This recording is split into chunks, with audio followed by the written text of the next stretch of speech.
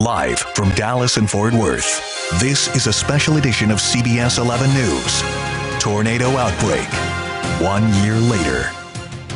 Oh no, it's just to my north now. It is on right over 635. 1 year ago today, the lives of hundreds of North Texans changed forever. Oh goodness, it's a big tornado, Jeff. 10 tornadoes tore through the region. One of them, a monster EF3. And ground zero, North Dallas and Richardson. It left homes and businesses in ruins. It looked like a war zone, and it was just so sad. For many, there is thanks for being alive, all tempered by the long and difficult road back. Our way of life changed. Our neighborhood changed. Good evening, everyone. I'm Doug Dunbar. We have taken the show on the road tonight. It has been a long year. We're joining you tonight for a special edition of CBS 11 News at 6 o'clock. I'm here in the Preston Hollow area of Dallas. This is one of many neighborhoods where multiple tornadoes struck 1 year ago tonight. And tonight, we're going to take a moment in this half hour here at 6 o'clock to take a look back at the devastating destruction, look at the many months of recovery, half of which we know clearly has taken place during a pandemic that is still ongoing. We'll take you up to Chopper 11. Quick picture from up there right now live. The damage still very visible from above.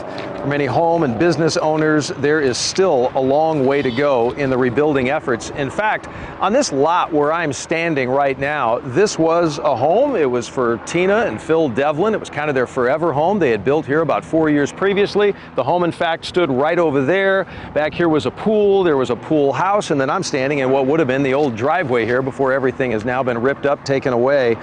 They had just actually also, ironically, finished a major renovation on the pool when 1 year ago tonight, all it took was about 90 seconds and everything was gone. It's what she was screaming. She was saying the front of the house is gone, the roof's gone, everything is coming in and blowing out. I never knew if I was going to see her again. Before the F3 tornado had arrived along Royal Lane, the ranch-style home, once surrounded by beautiful, mature trees, was all that Phil and Tina had wanted. I had looked at this house for years thinking, oh, there's just no way I could afford that. Then came the unexpected, when the dream house became home to a nightmare. First came the frantic call from one of their daughters. She all of a sudden screamed, "Mom, it's at Royal and the tollway." And then the call dropped and the crashing started. I heard cracking and shattering of glass. The cowboy game went off. I got up from the couch, and as I was moving towards the hall, the chimney come blowing in on the couch. This is what the Devlins' dream home looked like less than 2 minutes after it all started. I was scared and shaking. Tina was in a bedroom closet. Phil had made it to a hallway, and that's where they were rescued by firefighters. But long before, daughter Courtney could confirm they'd even survived. When I got the phone call, all I heard was the house is gone, the paramedics have Mom. No comment on how my dad was, no comment on what state my mom was in. I would think that you would have been right in here, Doug. In the now empty lot, the Devlins recall watching CBS 11 coverage from their destroyed house the very next day.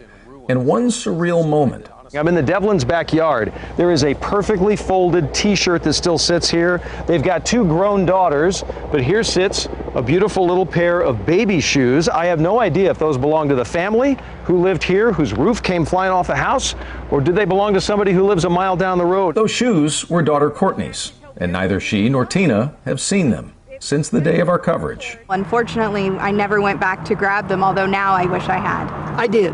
He did. When I saw your coverage and you were holding up the T-shirt and the shoes, I did retrieve those. Also found the small Bible that Tina's father had carried with him in World War II. A full year later, the Devlins have moved on to another home and chosen not to rebuild on Royal. Grateful for the very few memories they were able to salvage. Even more grateful that they are here to talk about it. We could have just as easily be something you were talking about on the news as, gee, there were only 2 people lost in that tornado, when in fact nobody lost their life. It's unbelievable. We could have been those 2 people. We can all echo that sentiment. It could have been anybody a year ago tonight. Thanks to the Devlins, they actually stopped out here in the last hour just to say hello and to say thanks to so many of you who supported not only them, with so many others who have traveled such a difficult road over the last year. The tornado did pass right over Martha Lane in northwest Dallas, the EF3 that I speak about from here. And Andrea Lucia and photographer Lorenzo Garcia, they were there that day. They are going back there again today and have spent some time. Andrea joining us live. Where you are basically really shows and exemplifies how uneven the recovery has been. Yeah, Doug, it is amazing to see the difference from one property to the next. There are some homes that have been renovated. They look brand new and beautiful. There are others, like the one next to us, that are in the process of being rebuilt. The tornado actually had the second story of this home gaping open a year ago. And then there are the empty lots, like this field right here next to me. There was a house here, probably the hardest hit one on this block. The tornado ripped its roof off. It was demolished, and there are plans to rebuild, but today it looks like it simply vanished. Most striking, though, may be homes around here that look like they haven't been touched. The debris is gone, but windows are still broken, roofs still damaged and covered in tarps. Owners say they are battling their insurance companies for the money necessary to make repairs, and neighbors say that's been frustrating for everyone to be reminded every day of this traumatic event they experienced. Oh, it's a constant reminder. It's a constant reminder. Then you're tired of living with this stuff. We want our neighbors back. We want the homes built. To this day, you know, my young granddaughter, if it rains too hard or, you know, it gets dark and thunder, she remembers. She remembers. It scares her.